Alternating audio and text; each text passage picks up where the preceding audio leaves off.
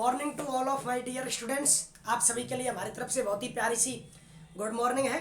और देखिए, आप लोगों की पढ़ाई काफ़ी अच्छे तरीके से इस चैनल के द्वारा चल रही है। और जैसा कि हम लोगों ने पिछली क्लासों में कहा था, वैसा आप लोग चैनल को शेयर भी कर रहे हो। तो हम चाहते हैं आप इस चैनल को ज़्यादा से ज़्यादा शेयर करें, ताकि ज़्यादा से ज़्यादा बच्चे इस चैनल से पढ़ाई का लाभ उठा सकें। ठीक है बच्चों। और दूसरी बात, आप लोग इतने अच्छी तरह से पढ़ रहे हो तो कि हमें सच में इस बात की खुशी होती है कि हमने जो सोचा था कि लॉकडाउन के समय का हमें सदुपयोग करना है और बच्चों को इस टाइम का फ़ायदा उठाना है। हमारे द्वारा, हमारे चैनल के द्वारा बच्चों को वास्तविकता में ज्ञान पहुँचे, बच्चे उस नॉलेज का पूरा फ़ायदा उठाएं, वैसा हो भी रहा है। इस बात से हम बेहद खुश हैं। तो चलिए अब हम लोग अपने सिलेबस के बारे में बात करते हैं। हम लोग 6वां चैप्टर पढ़ रहे हैं, दूसरी यूनिट का 6वां चैप्टर चल रहा है हमारा। अब 6वें चैप्टर को पढ़ना है हमें, और 6वें चैप्टर को पढ़ते हुए हम लोगों को इस 6वें चैप्टर में हम लोग किरचॉफ के नियम पढ़ चुके हैं, व्हीटस्टोन सेतु पढ़ चुके हैं, उसके न्यूमेरिकल कर चुके हैं। अब बात करेंगे हम लोग आपके मीटर सेतु की। अब हमारा जो अगला टॉपिक है वो है बच्चों मीटर सेतु। हमें मीटर सेतु के बारे में बात करनी है। यहाँ तक हम लोगों ने जितना कुछ पढ़ा है उतने में आप लोगों ने एक बात अच्छी तरह समझी है कि जब आप लोगों को कोई अज्ञात प्रतिरोध निकालना हो जटिल विद्युत परिपथ से, तो किरचॉफ के नियम से आप लोग सॉल्व करते थे। उसके बाद अगर 4 प्रतिरोध हो जिनमें से एक अज्ञात को ज्ञात करना हो बिना परिणामी प्रतिरोध के, तो आप लोगों ने व्हीटस्टोन सेतु पढ़ा। लेकिन अगर मैं अब आपसे एक बात बोलूं इससे आगे की, कि आपके पास 2 प्रतिरोध हैं, उनमें से एक प्रतिरोध ज्ञात करना है, 2 प्रतिरोध है और उनमें से एक प्रतिरोध ज्ञात करना है, और दोनों का कोई परिणामी नहीं पता, तो कैसे ज्ञात करेंगे। अब और भी समस्या आ गई कि प्रतिरोध ही 2 है और उनमें से एक को हमें ज्ञात करना है। तो उस स्थिति के लिए हमारे पास एक प्रायोगिक परिपथ होना चाहिए, जिसको हम लोग मीटर सेतु कहते हैं बच्चों। क्या कहते हैं? मीटर सेतु, यानी मीटर ब्रिज।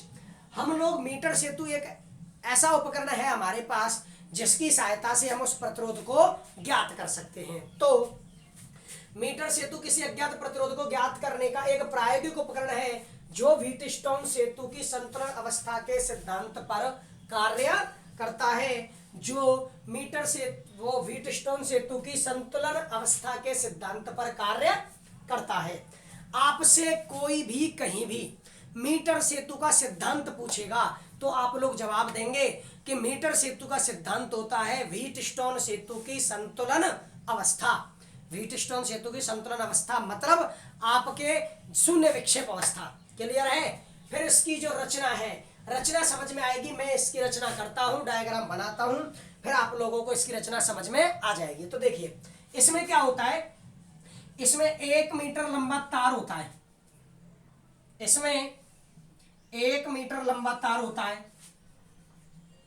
ये तार है ए बी।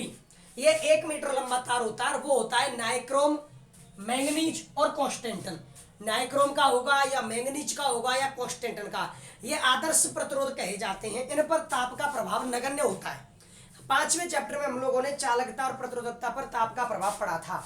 तो ये कुछ आदर्श प्रतिरोध है। मैंने वहां पर बताया भी था कि नाइक्रोम, मैंगनीज और कॉन्स्टेंटन ऐसे प्रतिरोध होते हैं, ऐसे चालक होते हैं जिन पर ताप का प्रभाव न्यूनतम होता है। देखिए, तो हम लोग जो 1 मीटर लंबा तार मीटर सेतु में लेते हैं वो होता है नाइक्रोम, मैंगनीज या कॉन्स्टेंटन का, जिसके दोनों सिरों के बीच में एक बैटरी और एक कुंजी जुड़ी होती है। जिनके दोनों सिरों के बीच में एक बैटरी जुड़ी होती है और एक कुंजी। इसका विभवांतर V और ये है कुंजी K।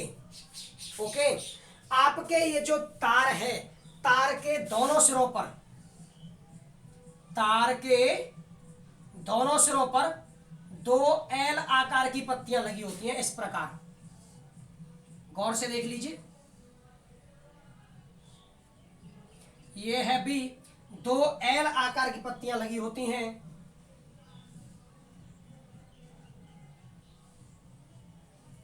ठीक है, इस तरह 2 L आकार की पत्तियां होंगी, एक L आकार की पत्ती और एक L आकार की पत्ती। इनके बीच में एक आयताकार पत्ती और लगी होती है। ओके, इसका एक टर्मिनल यहां पर, इसका एक टर्मिनल यहां पर। और इस एल आकार की पत्ती में टर्मिनल होते हैं बच्चों 3। एल आकार की पत्ती में टर्मिनल होते हैं 3। आपके पहली एल आकार की पत्ती और दूसरी मध्य आयताकार पत्ती के बीच में जुड़ा होता है प्रतिरोध बॉक्स आरबी, रेजिस्टेंस बॉक्स। प्रतिरोध बॉक्स एक ऐसा बॉक्स होता है जिसमें हम लोग उचित मान का प्रतिरोध प्रयुक्त कर सकते हैं। बोर नहीं होना है क्योंकि मैं इस सारी चीज को दोबारा समझाऊंगा।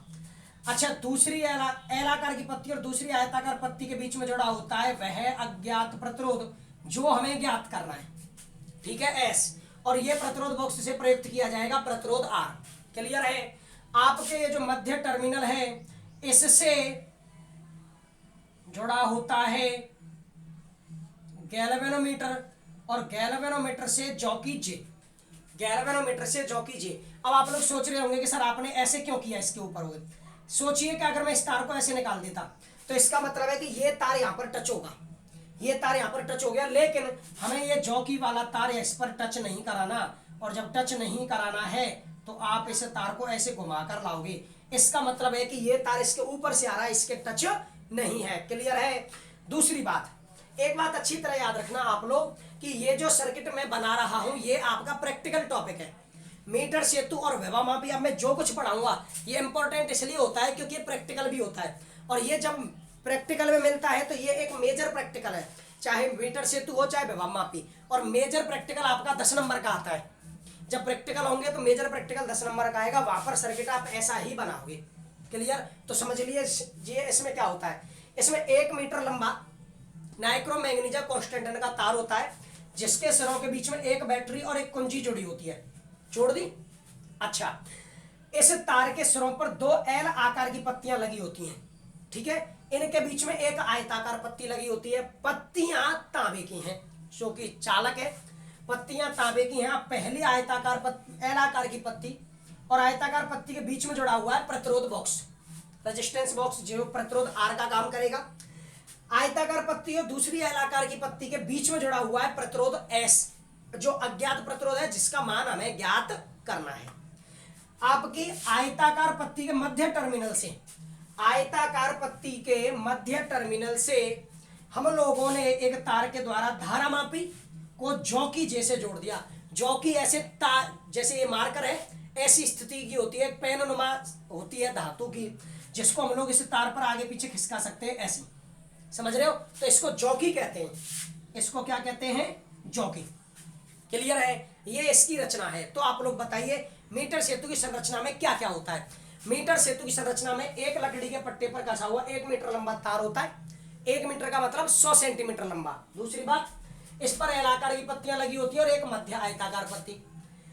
आपके तार के दोनों सिरों के बीच में एक बैटरी और कुंजी जुड़ी होती है। इन पत्तियों के बीच में एक प्रतिरोध बॉक्स आरबी और एक अज्ञात प्रतिरोध एस। मध्य टर्मिनल से गैल्वेनोमीटर द्वारा जॉकी जे को जोड़ दिया जाता है। ये है टर्मिनल सी, और ये जहां पर तार को टच करेगा वो बिंदु डी कहलाएगा, वो संधि डी कहलाएगी, बिंदु डी कहलाएगा। ये इसकी रचना है, केवल रचना। क्रियाविधि क्या है अभी कुछ नहीं समझा, रचना एक बार को देखिए खुद से।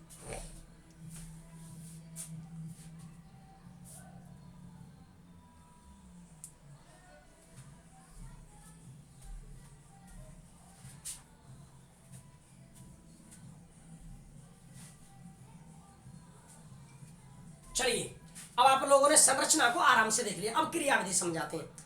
अब जैसे ही, चलिए संरचना पढ़ के बता देता हूं मैं एक बार। रचना में मीटर सेतु में 1 मीटर लंबा नाइक्रोमैग्नीजा कांस्टेंटन का तार होता है। और आपको एक चीज देखी होगी, मैं जिस भाषा में समझाता हूं आपको वही भाषा लिखाता हूं, तो कोई दिक्कत नहीं आती है नोट्स बनाने में और ना ही उनको याद करने में। मेरा मैटर आप लोगों के लिए बहुत ही ईजी है। जितने आसान तरीके से मैं आपके सामने फिजिक्स को ला सकता हूं उतने आसान तरीके से ला रहा हूं। तो बस आप लोग मेरे साथ जुड़े रहिए और पढ़ते रहिए, चैनल को शेयर करते रहिए ताकि इससे और भी बच्चों का फायदा हो, थोड़ा बहुत हमारा भी। तो देखिए, नाइक्रोमैग्नीजा कांस्टेंटन का तार होता है जिसके सिरों के मध्य में एक बैटरी वी और कुंजी के जुड़ी होती है। तार के दोनों सिरों पर 2 तांबे की एल आकार की पत्तियां होती हैं, ये लगी हुई हैं, जिनके मध्य चित्र अनुसार एक आयताकार पत्ती भी लगी हुई है। ठीक है, प्रथम एल आकार की पत्ती व मध्य आयताकार पत्ती के बीच एक प्रतिरोध बॉक्स आर भी जुड़ा हुआ है। आयताकार पत्ती व दूसरी एल आकार की पत्ती के मध्य वह अज्ञात प्रतिरोध जुड़ा है जिसका मान हमें ज्ञात करना है। आयताकार पत्ती के मध्य टर्मिनल से एक धारामापी द्वारा जॉकी जे, वो पेनुमा संरचना जॉकी जे को जोड़ दिया जाता है। अब बात करते हैं इसकी क्रियाविधि की। अब जैसे ही कुंजी को आप ऑन करोगे, जैसे ही कुंजी को आप ऑन करोगे, इसमें धारा प्रवाहित होगी ऐसे, ओके, धारा जाएगी। अब तांबे की पत्ती चालक है तो इसमें धारा जाएगी ऐसे, इस तार में भी धारा चली जाएगी। अब यहां से जो जाने वाली धारा है वो प्रतिरोध बॉक्स से ऐसे होते हुए आएगी, इधर जाएगी और इधर जाएगी, ऑलराइट। फिर अज्ञात प्रतिरोध में होकर आएगी, फिर उसके बाद इधर चली जाएगी, ठीक है। और आपकी इधर से होती हुई धारा ये दोनों इस संधि पर मिल जाएंगी और उधर उतनी ही धारा निकल जाएगी। क्लियर? ये संधि नियम के अनुसार इसमें धारा प्रवाहित होती है। कैसे? कुंजी के को ऑन किया, इधर से प्लस से धारा आएगी एनोड से, इस अलाकार की पत्ती में चली जाएगी और प्रतिरोध तार में इससे होते हुए यूं आएगी, यूं, और इस बिंदु पर मिल जाएगी। अभी तक जॉकी टच नहीं है, अभी तक आपकी जॉकी टच नहीं है, ठीक है। जब जॉकी टच नहीं है तो धारामापी बीच के परपथ में जुड़ा हुआ नहीं है, तो धारामापी विक्षेप भी नहीं देगा, ठीक है। और धारामापी विक्षेप नहीं देगा तो अभी तक हमारा परपथ भी पूरा नहीं है। अब हम लोग क्या करते हैं, आपकी इस जॉकी को टच करा देते हैं तार से। जॉकी को किससे टच करा देते हैं? तार से। जैसे ही तार से टच कराएंगे धारामापी परपथ में जुड़ गया, और धारामापी के परपथ में जुड़ने पर इसमें धारा प्रवाहित होने लगेगी, और धारा प्रवाहित होने लगेगी तो धारामापी विक्षेप देगा। धारामापी क्या देगा? विक्षेप। अब धारामापी विक्षेप देगा तो देखिए इसकी भाषा लिखी हुई है। जब परपथ में जुड़ी कुंजी के को ऑन किया जाता है तो चित्रानुसार परपथ की सभी शाखाओं में धारा प्रवाहित होती है। अब हम धारामापी से जुड़ी चौकी को जैसे ही प्रतिरोध तार के से संपर्क कराते हैं, टच कराते हैं, तो धारामापी में विक्षेप आ जाता है। अब हम प्रतिरोध बॉक्स से, इस प्रतिरोध बॉक्स से उचित मान का प्रतिरोध आर लेंगे और जॉकी को इस तार पर आगे पीछे खिसकाएंगे। जॉकी को इस तार पर आगे पीछे खिसकाएंगे। हुआ क्या? जैसे ही जॉकी को टच किया धारामापी में विक्षेप आ गया, यानी मध्य शाखा में धारा प्रवाहित होने लग गई। ये व्हीटस्टोन सेतु के रूप में है। जैसे ही जॉकी को टच किया आप लोगों ने तार पे, तो ये तार दो भागों में बट गया, एक भाग ये और एक भाग ये। देखिए आर एस दो प्रतिरोध, एक प्रतिरोध ये और एक प्रतिरोध ये, यानी पी और क्यू, बीच में धारामापी जुड़ा हुआ है, तो व्हीटस्टोन सेतु के समान संरचना है। अगली बात, अब आप जॉकी को इस तार पर आगे पीछे खिसकाओ। जब इस जॉकी को आप तार पर आगे पीछे खिसकाओगे तो धारामापी की रीडिंग बढ़ेगी या कम होगी? अब इसको इतना आगे पीछे खिसकाओ कि धारामापी की रीडिंग 0 हो जाए, धारामापी गैल्वेनोमीटर का जो विक्षेप है वो 0 हो जाए। अब आप सोचिए, आपने इसको इस पर आगे पीछे खिसकाया और धारामापी का विक्षेप हो गया 0। तो जैसे ही धारामापी का विक्षेप 0 हुआ तो ये तो 0 विक्षेप अवस्था आ गई, और 0 विक्षेप अवस्था आते ही ये संतुलित व्हीटस्टोन सेतु बन गया कि नहीं बन गया? ये संतुलित व्हीटस्टोन सेतु बन गया। और जब ये संतुलित व्हीटस्टोन सेतु बन गया तो देखिए, जैसे ही जिस भी मान लिए इस बिंदु डी पर तार को टच किया और घुमाकर बिंदु डी पर, वह अवस्था है जब इस धारामापी का विक्षेप 0 हो गया। तो इसका मतलब ये प्रतिरोध संतुलित है। प्रतिरोध संतुलित तो यहां से और यहां तक ये काम करेगा प्रतिरोध पी का, प्रतिरोध पी का, और यहां से यहां तक काम करेगा ये प्रतिरोध क्यू का, प्रतिरोध क्यू का। और आपके जिस बिंदु पर 0 विक्षेप अवस्था प्राप्त हो रही है उसे संतुलन बिंदु कहेंगे। उसे क्या कहेंगे? संतुलन बिंदु। और उस संतुलन बिंदु की तार के पहले सिरे से दूरी, पहला सिरा वो कहलाएगा जिधर प्रतिरोध बॉक्स जुड़ा हुआ है। जिधर कौन जुड़ा हुआ है? प्रतिरोध बॉक्स। अगर ये प्रतिरोध बॉक्स इधर जुड़ा होता तो पहला सिरा ये कहलाता। यानी जिधर प्रतिरोध बॉक्स जुड़ा हुआ है उधर से उस 0 विक्षेप अवस्था के बिंदु की दूरी, संतुलन बिंदु की दूरी को संतुलन लंबाई कहते हैं, को संतुलन लंबाई कहते हैं। यानी आपने जॉकी को तार पर टच किया, इधर उधर खिसकाया, जिस बिंदु पर आपको 0 विक्षेप अवस्था प्राप्त हुई उस बिंदु की आपके प्रतिरोध बॉक्स की ओर वाले सिरे से लंबाई, ओर वाले सिरे से दूरी को संतुलन लंबाई कहेंगे। माना ये संतुलन लंबाई यहां से और यहां तक है L, यहां से यहां तक क्या है? L। यानी प्रतिरोध P के लिए संतुलन लंबाई L, तो Q के लिए कितनी बचेगी? टोटल 1 मीटर लंबा तार है यानी 100 सेंटीमीटर लंबा, तो इसकी लंबाई कितनी बच गई? 100 माइनस एल। कितनी बच गई? 100 माइनस एल। तो इसकी जो लंबाई बचेगी वो 100 माइनस एल बच गई। क्लियर है? आप लोगों को इसे यहां से और यहां तक नोट करना है, फटाफट से नोट कीजिए, फिर मैं आगे बढ़ता हूं, अभी भाषा पूरी नहीं हुई है।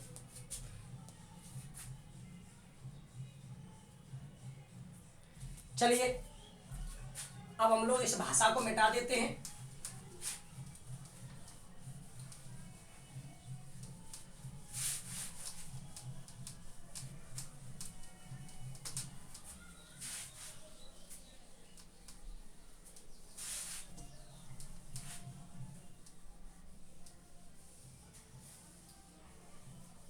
अब बात हमने यहां पर छोड़ी है कि धारामापी का विक्षेप शून्य हो जाए।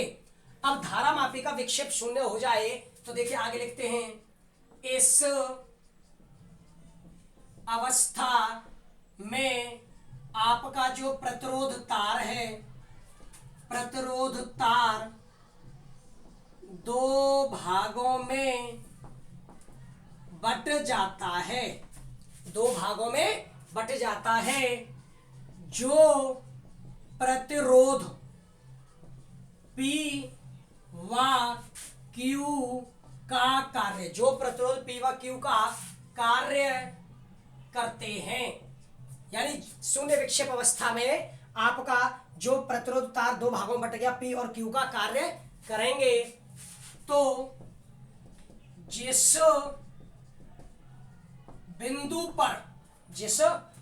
पर शून्य विक्षेप अवस्था प्राप्त होती है, जिस बिंदु पर, यानी ये जो बिंदु है डी, जिस बिंदु पर शून्य विक्षेप अवस्था प्राप्त होती है, कौन सा बिंदु है? डी। उसे संतुलन बिंदु कहते हैं, उसे संतुलन बिंदु कहते हैं। तथा तार के ए सिरे से, कौन से सिरे से? ए सिरे से। और ए सिरे से क्यों? क्योंकि ए सिरे की ओर कौन जुड़ा हुआ है? प्रतिरोध बॉक्स। ये बात याद रखनी है आपको। ए सिरे से उस बिंदु की दूरी, उस बिंदु की दूरी संतुलन लंबाई कहलाती है। उस बिंदु की दूरी संतुलन लंबाई कहलाती है। क्लियर है? क्या समझाता हम लोगों ने? और दोबारा समझते हैं। जैसे ही कुंजी को ऑन किया, परिपथ में धारा प्रवाहित हुई, जॉकी को टच किया, धारामापी में रीडिंग आ गई। जॉकी को तार पर इधर उधर खिसकाया तो धारामापी की रीडिंग परिवर्तित हुई। अब मैंने जॉकी को इतना आगे पीछे किया कि धारामापी की रीडिंग 0 हो जाए। मान लिया वो बिंदु डी है जिस पर आने पर जॉकी के धारामापी का विक्षेप शून्य हो रहा है। क्लियर है? धारामापी का विक्षेप शून्य हो गया, इसे शून्य विक्षेप अवस्था कहेंगे। इस शून्य विक्षेप अवस्था वाले बिंदु को संतुलन बिंदु, और संतुलन बिंदु की तार के पहले सिरे से दूरी को संतुलन लंबाई कहेंगे। याद रखना, संतुलन लंबाई उधर से मापी जाएगी जिधर से प्रतिरोध बॉक्स जुड़ा हुआ है। कौन जुड़ा हुआ है? प्रतिरोध बॉक्स। क्लियर है? अच्छा, तो माना, अब आगे बढ़ते हैं, तार की एकांक लंबाई, माना ये जो प्रतिरोध तार है, इस प्रतिरोध तार की एकांक लंबाई का प्रतिरोध, इस तार की एकांक लंबाई का प्रतिरोध सिग्मा है। मैंने मान लिया, माना इस तार की एकांक लंबाई का प्रतिरोध सिग्मा है, तो आप ही बताइए प्रतिरोध P का मान क्या होगा? अब सोचकर बताइए, क्योंकि मुझे व्हीटस्टोन सेतु की संतुलन अवस्था के फॉर्मूले को यूज करना है, तो मेरे पास P और Q के मान होने चाहिए। मुझे प्रतिरोध P निकालना है। इसके लिए जो संतुलन लंबाई है वो है L। लंबाई कितनी है? L। एक अंक लंबाई का प्रतिरोध सिग्मा है, तो प्रतिरोध P बराबर एक अंक लंबाई का प्रतिरोध सिग्मा और P प्रतिरोध के लिए लंबाई L, तो सिग्मा इंटू L। वाह, आप लोग बताइए प्रतिरोध Q का मान क्या होगा? अब प्रतिरोध Q के लिए संतुलन लंबाई क्या है बच्चों? 100 माइनस L। 100 माइनस एल और इनटू एक अंक लंबाई का प्रतिरोध सिग्मा, एक अंक लंबाई का प्रतिरोध सिग्मा। भाई पी प्रतिरोध के लिए संतुलन लंबाई है एल, एक अंक लंबाई का प्रतिरोध मैंने सिग्मा माना है, तो टोटल प्रतिरोध क्या हो गया सिग्मा इंटू एल। क्यू के लिए संतुलन लंबाई है 100 माइनस एल, क्योंकि टोटल 100 सेंटीमीटर का होगा, ये 100 माइनस एल बचेगी, एक अंक लंबाई का प्रतिरोध सिग्मा, तो आपका प्रतिरोध क्यू हो गया 100 माइनस एल इंटू सिग्मा। तो आते हैं अब फॉर्मूला यूज कर लीजिए, व्हीटस्टोन सेतु की संतुलन अवस्था के सिद्धांत से क्या है, P बटे क्यू बराबर आर बटे एस। मीटर सेतु में पूरा मैटर केवल समझने का है, फॉर्मूला तो अभी निकला जा रहा है तुरंत। इसका मतलब ये हुआ कि आप लोगों को मेरी वीडियो में मैं जो कुछ समझा रहा हूं वो आपको 2 बार देखनी है, समझ में आए तब भी और नहीं आए तब भी आपको 2 बार वीडियो देखनी है, तो इसकी एक एक पॉइंट आपको क्लियर हो जाएगा, क्योंकि भाषा का टॉप मैटर है। तो मान रखने पर आप लोग P और Q का मान रखो, P का मान है सिग्मा एल और Q का मान है 100 माइनस एल इंटू सिग्मा बराबर आर बटे एस। अब आप सोच रहे होंगे कि आर और एस का मान क्यों नहीं रखा, आपको पता हो तो एस का मान तो मुझे ज्ञात करना है।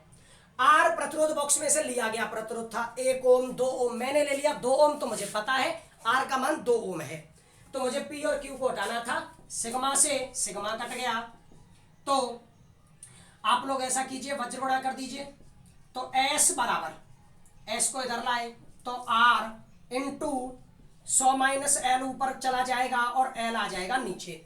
100 माइनस एल कहाँ चला जाएगा ऊपर और एल कहाँ जाएगा नीचे। तो अतः आप ही बताइए अज्ञात प्रतिरोध क्या निकला। अतः आप लोग जिस अज्ञात प्रतिरोध को ज्ञात करना चाह रहे थे वो अज्ञात प्रतिरोध एस बराबर उसका मान निकला आर 100 माइनस एल बटे एल। क्लियर है, आपको अच्छी तरह पता है इस फॉर्मूले से एस का मान निकालने के लिए अब हमें कोई परेशानी नहीं है। आर का मान तो हमें पता रहेगा, जितने मान का प्रतिरोध हम लोग इसमें से निकालेंगे, और बचा कौन एल।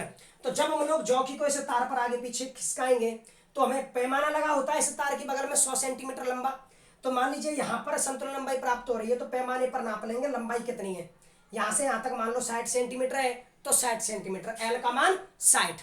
क्लियर है, इस तरह हम लोग अज्ञात प्रतिरोध ज्ञात कर सकते हैं।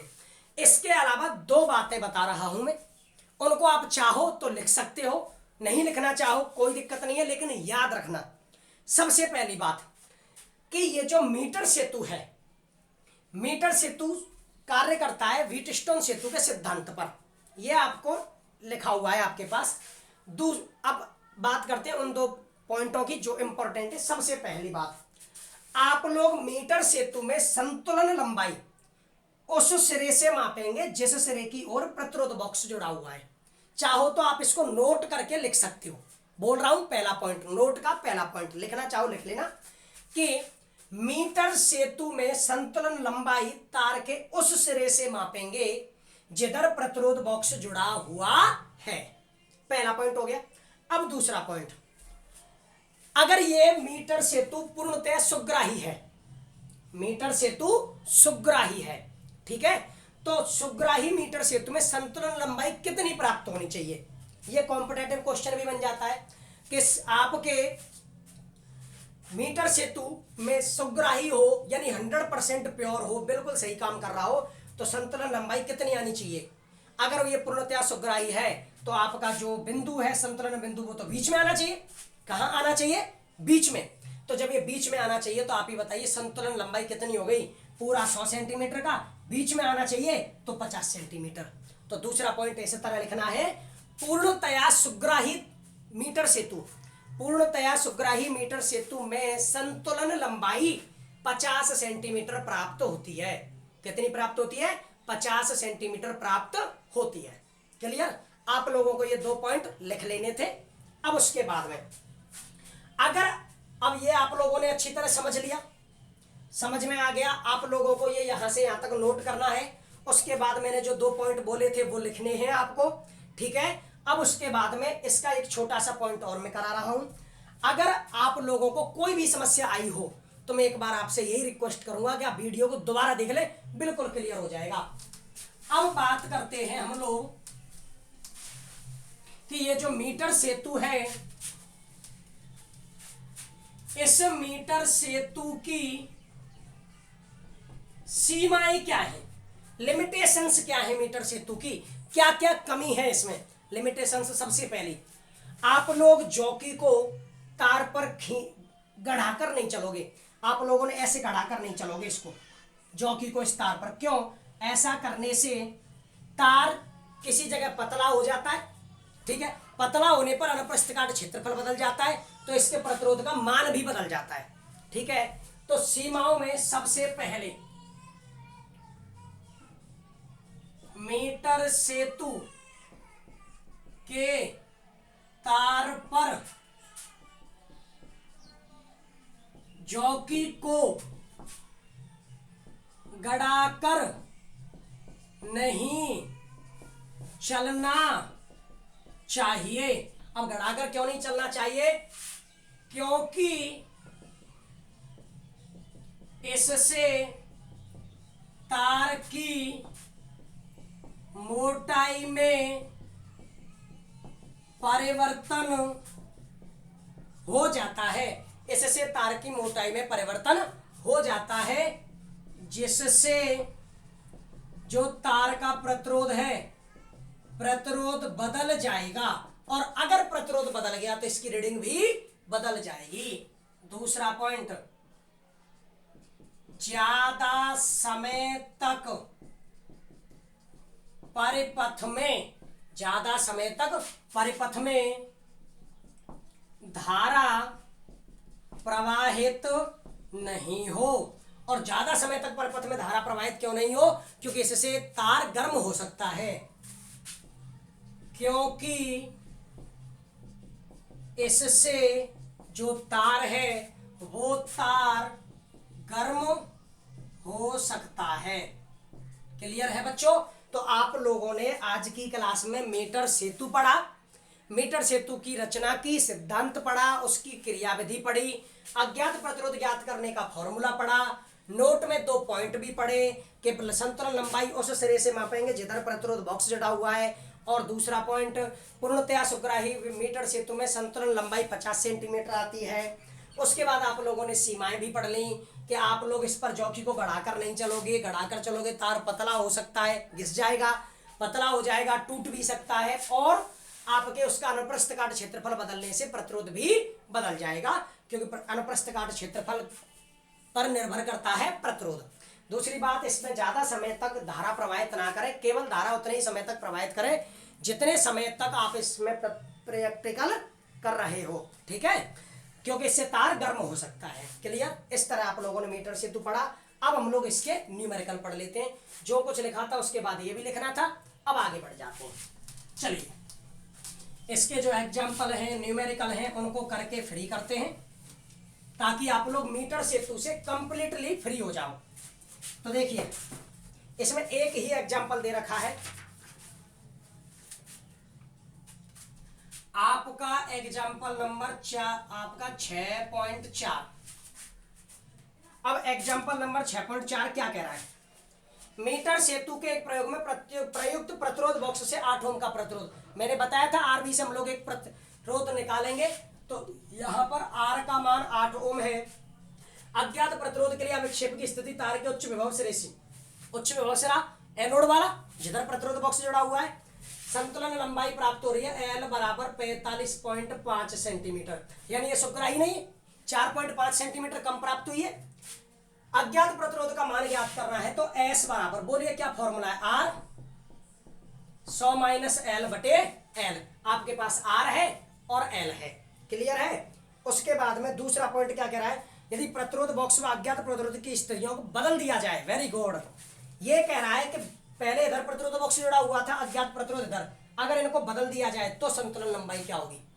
ये संतुलन लंबाई इधर से प्राप्त हुई 45.5 सेंटीमीटर, ये तार था, इधर से 45.5 सेंटीमीटर प्राप्त हुई। अब प्रतिरोध बॉक्स इधर दो जोड़ दिया, तो आप संतुलन लंबाई तो अब इधर से ज्ञात करोगे, प्रतिरोध और अज्ञात प्रतिरोध इधर, प्रतिरोध बॉक्स उधर जोड़ा तो संतुलन लंबाई उधर से ज्ञात करोगे। तो ये तो इसका ए पॉइंट तो बी पॉइंट, इस अवस्था में संतुलन लंबाई क्या होगी तो आपको भी पता है, यहां से यहां तक 45.5 है। अब प्रतिरोध बॉक्स उधर जुड़ गया तो संतुलन लंबाई उधर से मापेंगे, उधर से मापेंगे तो लंबाई बदल जाएगी। और ऐसा करिए 45.5 को घटा दीजिए 100 में से, 100 माइनस 45.5 तो कितना आ गया 54.5, कितना आ गया 54.5, वो भी किसमें सेंटीमीटर में है। तो इससे क्लियर हो गया संतुलन लंबाई उधर से ज्ञात करेंगे जिधर प्रतिरोध बॉक्स जुड़ा हुआ है। टोटल 100 का ये 45.5 तो ये कितनी बच गई 54.5। क्लियर। अब उसके बाद में एक क्वेश्चन है बहुत ही इजी सा, क्योंकि इस पर न्यूमेरिकल निकलते नहीं है, न्यूमेरिकल निकलते हैं किरचॉफ के नियम पर। ठीक है, तो देखिए क्वेश्चन नंबर 2, एक सर्किट बना हुआ है बच्चों,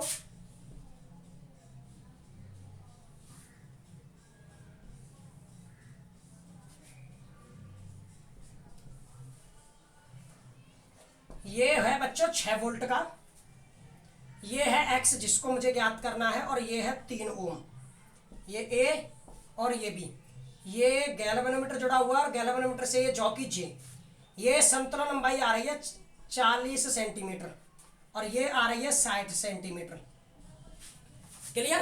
अब आप मुझे बताइए कि आप लोगों को यहां से एक्स ज्ञात करना है, अज्ञात प्रतिरोध, इससे कोई फर्क नहीं पड़ता कि हाँ एक बात और है, जब ये जुड़ा हुआ है तो आप ऐसा करिए, व्हीटस्टोन सेतु दिख रहा है तो आप बताइए यहाँ पर प्रतिरोध P का मान क्या है x, Q का मान क्या है 3 ओम, Q का मान 3 ओम। अब देखिए सॉरी ये तो उल्टा पुल्टा हो गया, या फिर ऐसा कर लीजिए सीधा, P का मान x, Q का मान 3 ओम, ये R और ये S, तो R का मान ये है 40 सेंटीमीटर। संतुलन लंबाई माना एक अंक लंबाई का प्रतिरोध सिग्मा, तो प्रतिरोध R क्या हो गया 40 सिग्मा, और ऐसे ही S क्या हो गया आपका 60 सिग्मा। कोई फर्क नहीं पड़ेगा, आप चाहो तो इसे मीटर सेतु के फॉर्मूले से कर सकते हो। कैसे, पहले इससे कर दूं फिर मैं उससे करके बता दूंगा, तो आप लगा दीजिए फॉर्मूला P बटे Q बराबर R बटे S। तो P का मान x, Q का मान 3, R का मान 40 सिग्मा और S का मान 60 सिग्मा। क्लियर। अब उसके बाद इससे ये कट गया, 0 से 0, 3 दूनी 6 तो 2, x बराबर क्या आ गया 2 ओम। एक तरीका ये है, अगर इससे नहीं करना चाहते तो देखिए यहां पर बताइए, ये ज्ञात प्रतिरोध है 3 ओम, ये अज्ञात प्रतिरोध, तो ज्ञात प्रतिरोध होता है R कितना दे रखा है 3 ओम, और प्रतिरोध इधर है यानी प्रतिरोध बॉक्स है ये इधर, तो इधर इस वाले सिरे से संतुलन लंबाई कितनी है 60 सेंटीमीटर, तो L बराबर कितनी है 60 सेंटीमीटर, कितनी है 60।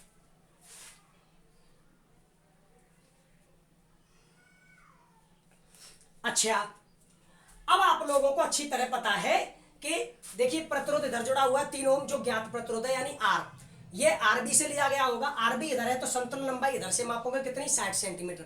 आपको ये अज्ञात प्रतिरोध ज्ञात करना है तो x बराबर बोलिए क्या फॉर्मूला होगा R 100 माइनस L बटे L, तो x बराबर R का मान 3, 100 माइनस L का मान 60 और फिर L का मान 60, x बराबर 3 गुणा 40 बटे 60, 3 से 20 बार और 20 से 2 बार, कितना आ गया 2 ओम, कितना आ गया 2 ओम। तो इस तरह ऐसे सवाल को आप एक तो व्हीटस्टोन सेतु और एक मीटर सेतु दोनों तरीके से कर सकते हो, कोई फर्क नहीं पड़ेगा। Is that clear. अब आप लोगों को इस तरह आराम से मीटर सेतु को ढंग से पढ़ना है, समझना है, वीडियो को आज की को 2 बार देखना है। मेरी पर्सनल रिक्वेस्ट है, ऑर्डर है, सलाह है, कुछ भी समझ लीजिए, इस वीडियो को 2 बार देखना है, ढंग से समझना है, इन न्यूमेरिकलों को पढ़ना है और आगे के लिए तैयार रहना है। ठीक है बच्चों, तो ढंग से पढ़िए। धन्यवाद।